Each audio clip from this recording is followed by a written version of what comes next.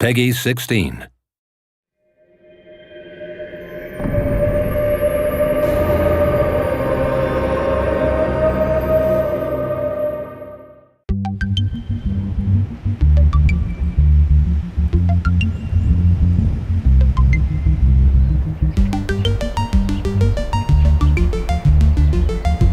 It's such an exciting time.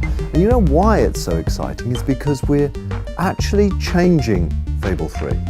We're moving more towards the action-adventure and we're diminishing a little bit the RPG. We still love RPGs, we still adore RPGs, but we also love the drama and the excitement that action-adventure games bring.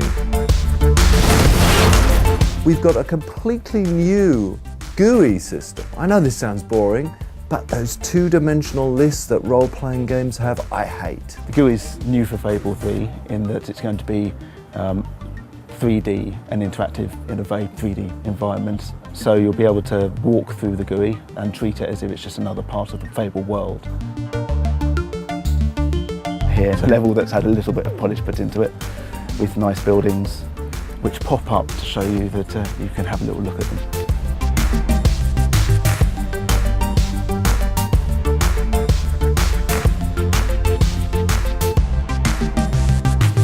I want dressing rooms where I can change my clothes. I want armories where I can craft my weapons. I want war rooms where I can strategize. You'll be able to walk into, for example, a clothing room. You'll see statues dressed up with all the clothing that you've collected, so you can see at a glance whether you think the trousers all look good on you, that kind of thing. And you can see here we've got some outfits that we've collected during our time in the game.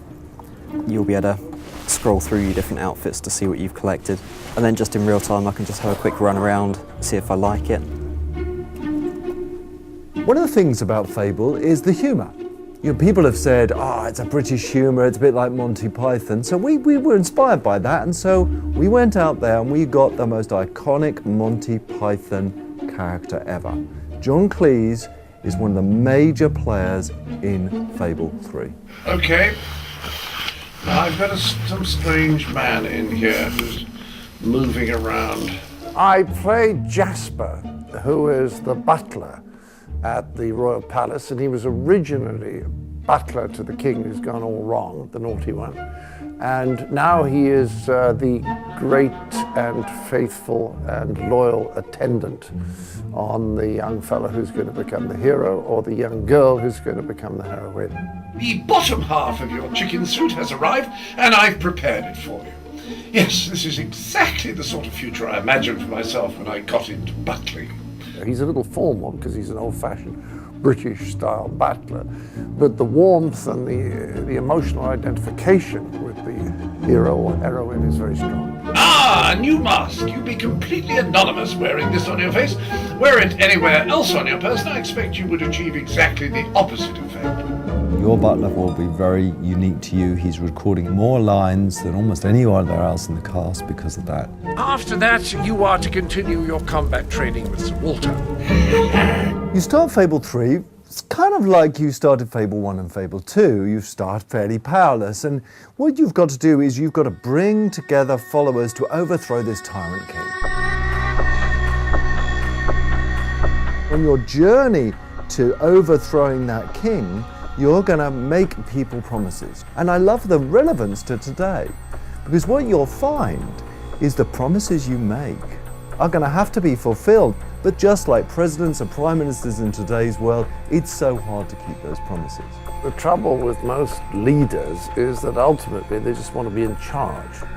And they may cover it up under the feeling that they want to do good or make these changes, but basically they just like being top dog. And then about halfway through the game, you become king or queen. You rule Albion. It's that feeling of power, of dominance. You know, we've all asked ourselves this question, well, if I was in control, I would change this. Well, now with Fable 3, you have that choice. As I play through Fable, sure enough, the experience is what the Fable fans will love, absolutely. But also, there's an element of uniqueness here, which I feel lots more people enjoy. There's drama, there's emotion, there's a feeling of power, there's excitement. And I think we are really learning to blend all that stuff together. and deliver an experience in Fable 3 that really hasn't been seen before. And so you have gathered every last piece of the lady's pyjamas. Gosh, that would make an excellent closing line for a novel, wouldn't it? A great cliffhanger.